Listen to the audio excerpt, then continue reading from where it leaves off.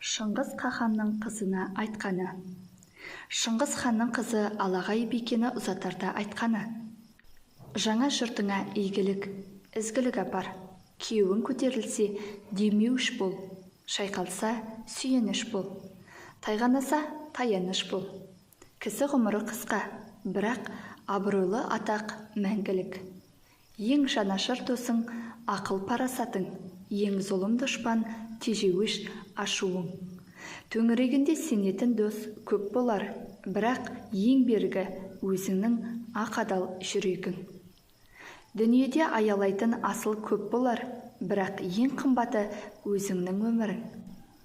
Адал жүрсең, әрнеде жолың ашық болар. Ақылмен шешсең, ғұмырың ұзара түсер.